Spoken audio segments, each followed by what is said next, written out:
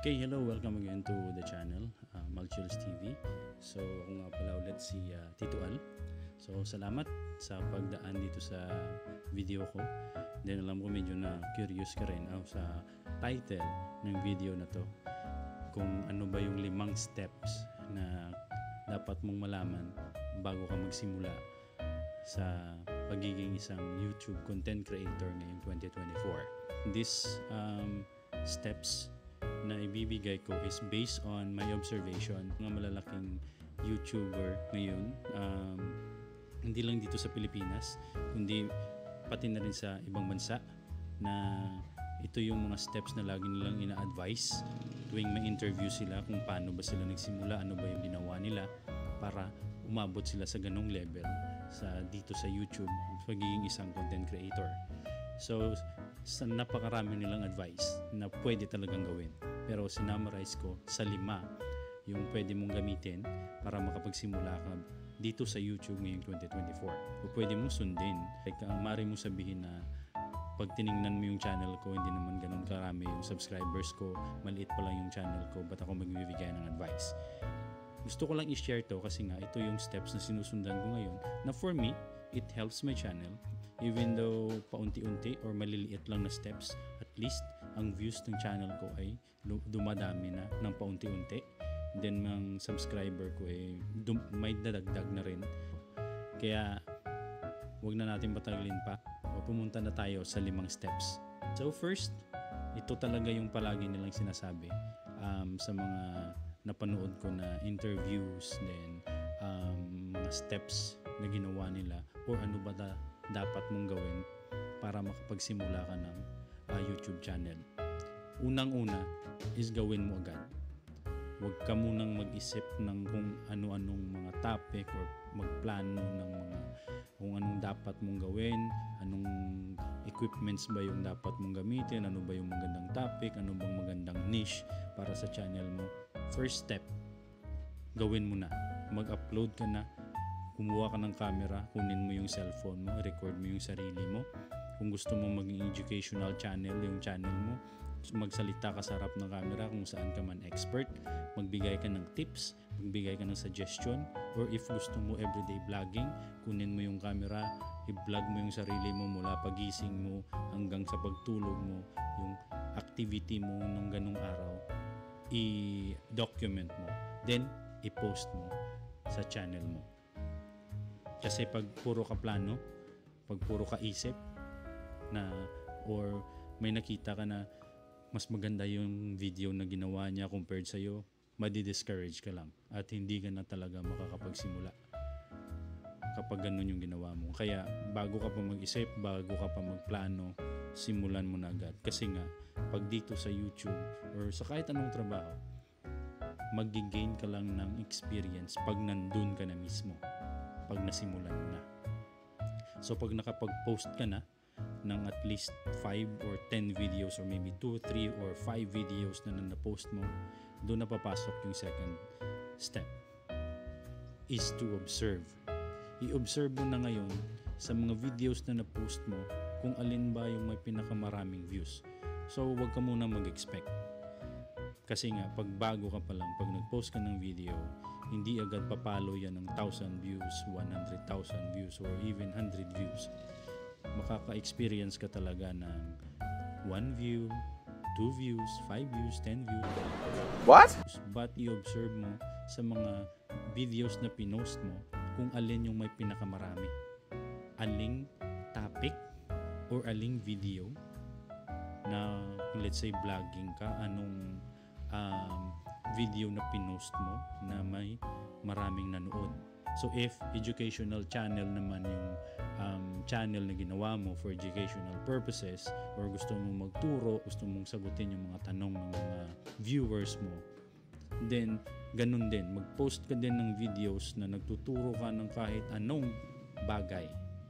Then i-observe mo din kung aling video yung may pinakamaraming views. Gumawa ka ng mga videos na kagaya nun ulit, 5 o 10. Then from there, pag nakagawa ka na nun, na yung papasok yung third step.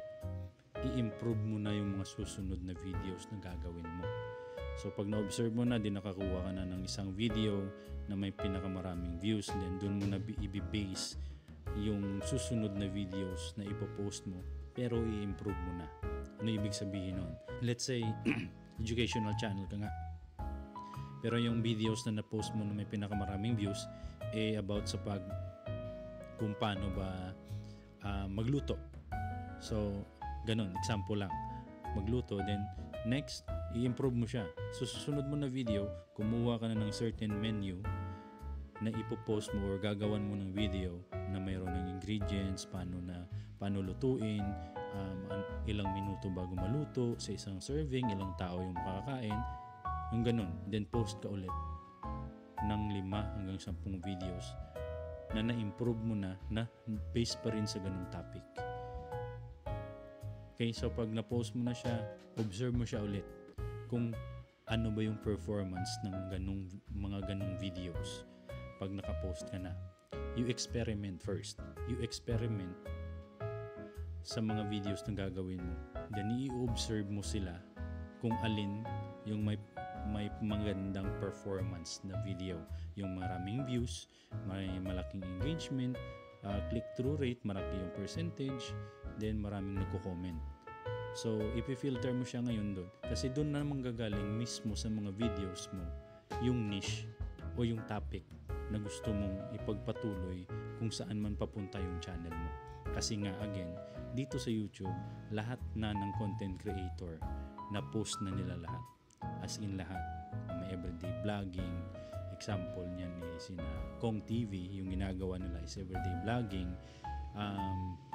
Yung kina Tony Gonzaga naman is like interviews, and then Alex Gonzaga is entertainment, yung kay Vice Ganda ganun din. So sila yung mga lalaking channel na ganun yung ginagawa. So sikat na sila hindi nila kailangang maghirapan pa para makakuha ng maraming views then subscribers, kasi nga may mga fans na sila kasi nga sikat sila. Kumpara sa atin na nagsisimula, kailangan talaga work hard. Pag may ginawa tayong video, paunti-unti i-improve natin yung mga videos na gagawin natin. Okay? So, yun na yung first 3. Yung simulan mo na agad, i-observe mo kung alin yung may mga pinakamaraming views or performance or pinakamagandang performance sa mga video na pinost mo. And then next is to improve the videos that you are posting. Okay? So, bago tayo magpatuloy, umabot ka na rin lang hanggang dito. So, pag hindi ka pa nakapag-subscribe sa channel ko, please hit the subscribe button below and then the notification bell para ma-notify ka tuwing may bagong videos ako na ipopost na maaari ding makatulong sa iyo, at then matutulungan mo rin ako pag nakapag-subscribe ka na at sabay-sabay tayo nga. Okay? So proceed tayo sa next step. Mag-set ka ng date and time kung kailan ka magpo-post every week. So let's say magpo-post ka every Monday around 9 PM.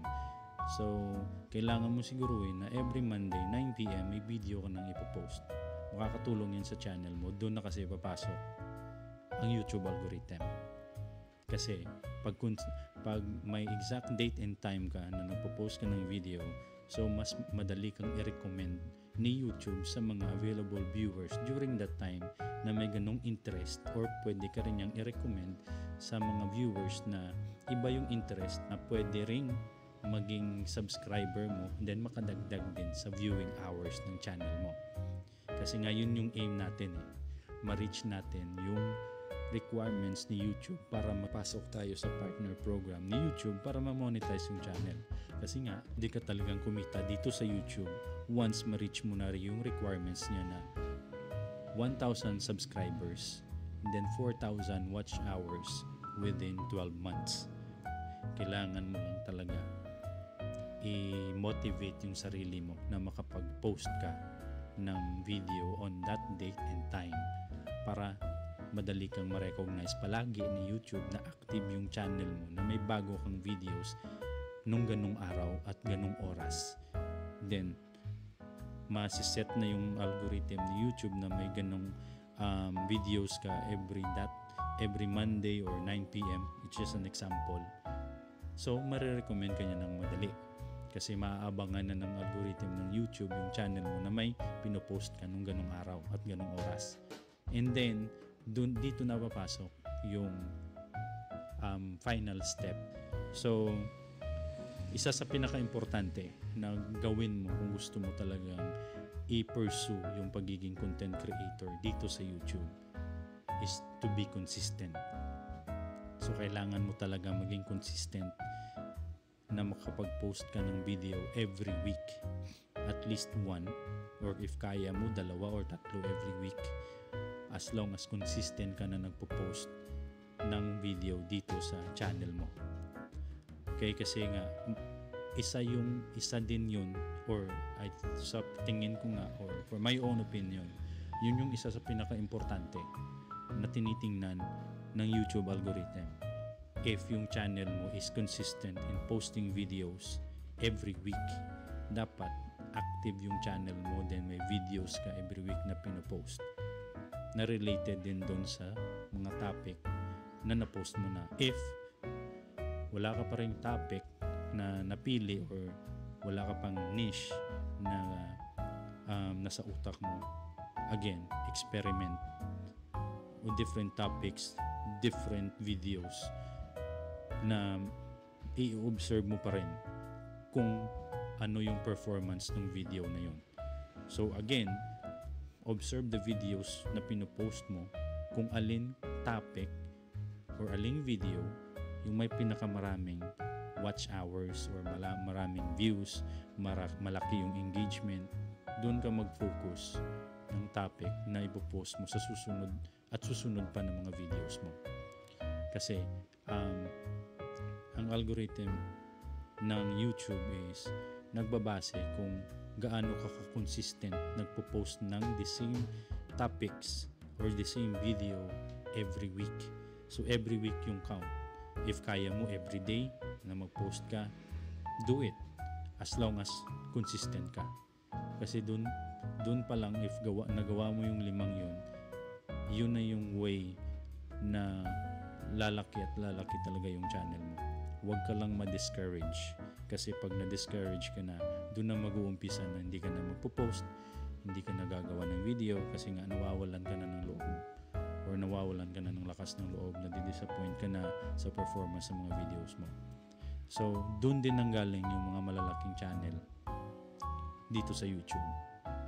Yung kaibahan lang yung ginawa nila, continue lang sila na ini-improve nila yung mga video nila. So, hanggang ngayon, nandito pa rin sila at kumikita na ng libo-libo at milyon-milyon. So, ganun din yung gawin natin. Sabay-sabay tayong aangat. Sundin lang natin yung steps na to. If gusto mo, you can follow the steps that I gave kasi yun yung nag-work ngayon sa akin na nakikita ko paunti-unti na dumadami yung views ng channel ko. At least 1 or 2 subscribers na nadadagdag sa subscribers ko. Kaya natin naabutin yung 1,000 subscribers and 4,000 watch hours within 12 months para ma-monetize yung channel natin.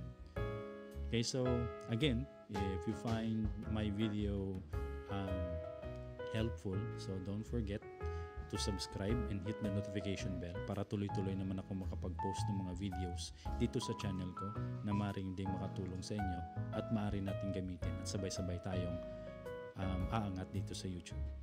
Okay, so hanggang dito na lang yung video. Salamat sa panonood. Ciao!